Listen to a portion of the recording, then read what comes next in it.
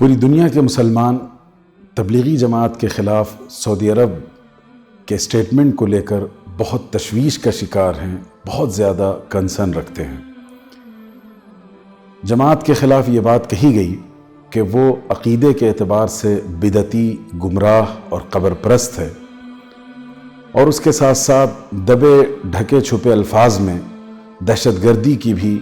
نسبت کر دی گئی تبلیغی جماعت کی طرف۔ یہ اسٹیٹمنٹ پوری دنیا کے مسلمانوں کے لیے بہت تکلیف دہ رہا، اور جتنے سنجیدہ باشعور مسلمان تھے اور جو اسلامی اخوت سے سرشار تھے، ان سب نے اس کے خلاف ناراضگی کا اظہار کیا۔ اس مسئلے پر ہمیں 2-3 باتیں کہنی ہیں۔ سب سے پہلی چیز، کیا آپ نے کبھی سنا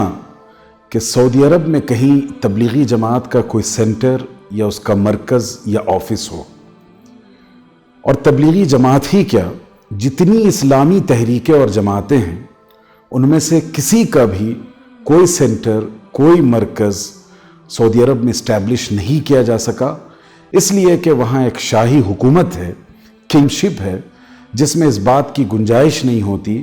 کہ آپ آزاد ادارے قائم کر سکیں۔ لیکن ان حالات میں جماعت تبلیغ کے ایشو کو بنانے کی کیا وجہ بنی؟ اس سوال پر غور کرنا چاہیے۔ اصل بات یہ ہے کہ پرانے زمانے میں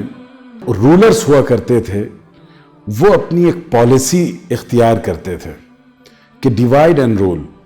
لوگوں کو آپس میں لڑا دیا جائے اور پھر ان پر حکومت کی جائے۔ آج یہ اصول بدل گیا ہے۔ آج یہ کیا جاتا ہے کہ ڈائیورٹ اینڈ رول، لوگوں کے لیے نان ایشوز کو ایشوز بنا کر اس میں الجھا دیا جائے، وہ آپس میں ایک دوسرے سے لڑتے جھگڑتے رہیں اور ایک طبقہ ان پر حکومت کرتا رہے۔ ایگزیکٹلی یہی سچویشن ہے سعودی عرب میں تبلیغی جماعت کے خلاف جو اسٹینڈ لیا گیا اس کی۔ جب سعودی عرب میں جماعت کا نہ کوئی سینٹر ہے، نہ مرکز ہے، نہ اس کا کوئی ایسوسیشن ہے، اس پر بین لگانا اور بندش لگانے کی کیا بات ہو سکتی ہے، اور اس کے خلاف خطبہ دینے کی کیا ضرورت پیش آ گئی؟ بات دراصل یہ ہے کہ آج وہاں کا سیاسی منظرنامہ بدل چکا ہے، اور حیا باختہ لوگوں کو، وہ لوگ جو فلم انڈسٹری کے سٹارز ہیں، جو گانے اور ناچنے والے ہیں، ان کو ایک رول ماڈل کی حیثیت سے سوسائٹی میں پیش کیا جا رہا ہے، ان کے لیے راستہ ہموار کیا جا رہا ہے۔ مسجد اقصی اور فلسطین کے مظلوم مسلمانوں کی آواز کو دبانے کے لیے اسرائیل کے ساتھ تعلقات ہموار اور استوار کیے جا رہے ہیں۔ اب جب اتنے جرائم اور مجرمانہ کام کیے جائیں گے تو ان پر پردہ ڈالنے کے لیے، انہیں ڈھانکنے کے لیے یہ ضروری تھا کہ دیندار مسلمانوں کو، جو اس پر آبجیکشن کر سکتے تھے، جو اس پر سوال اٹھا سکتے تھے، ان کو آپس میں لڑا دیا جائے۔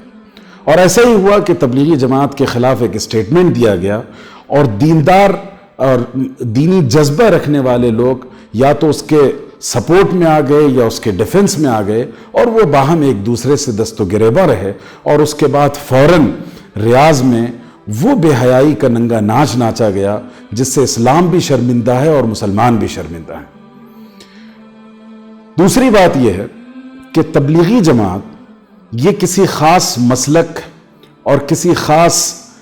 اسکول آف تھاٹ کی نمائندگی نہیں کرتا، بلکہ تبلیغی جماعت تمام مسلمانوں کو لے کر ان کے مذہبی اختلافات کے باوجود ان کو ایک جدوجہد اور اسٹرگل کا حصہ بناتا ہے، تاکہ لوگوں کے اندر دین قائم ہو سکے، رسول اللہ صلی اللہ علیہ وسلم کی سنتوں کی پیروی اور محبت ان کے دل میں پیدا ہو۔ کبھی کسی تبلیغی جماعت کے ذمہ دار نے کسی جماعت کے خلاف، کسی تحریک کے خلاف، کسی اسکول آف تھاٹ کے خلاف کوئی اسٹیٹمنٹ نہیں دیا،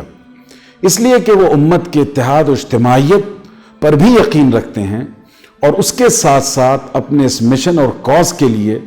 وہ مثبت، پازیٹیو اور کنسٹرکٹیو انداز کی جدوجہد کرتے ہیں۔ اس لیے تبلیغی جماعت کے بارے میں اس طرح کی بات کہنا یہ لوگوں کو گمراہ کرنا ہے، اور نان ایشوز کو ایشو بنا کر لوگوں کو ڈائیورٹ کرنا ہے اصل مدعے سے۔ آخری پیغام یہ ہے کہ جتنی ہماری دینی اصلاحی جماعتی تحریکیں ہیں، ہمیں ان سب کی حفاظت اور ان سب کے پروٹیکشن کے لیے آگے آنا ہوگا۔ اب جو وقت آ رہا ہے اس میں ایک ایک جماعت، ایک ایک تحریک، ایک ایک پرسنالٹی اور شخصیت کو ٹارگٹ کیا جائے گا تاکہ مسلمانوں کے اندر سے اصلاحی، تعمیری، دعوتی جو مزاج ہے اسے ختم کر دیا جائے اور اگلی آنے والی نسل کو الحاد اور ارتداد کا لقمہ بنایا جا سکے۔ اس لیے ہم تمام مسلمان اپنی تمام تر دینی تنظیموں اور تحریکوں کی حفاظت کے لیے کھڑے ہوں، ان کو طاقت بہم پہنچائیں اور ان کے خلاف اٹھنے والی آوازوں کا گلا گھونٹ دیں۔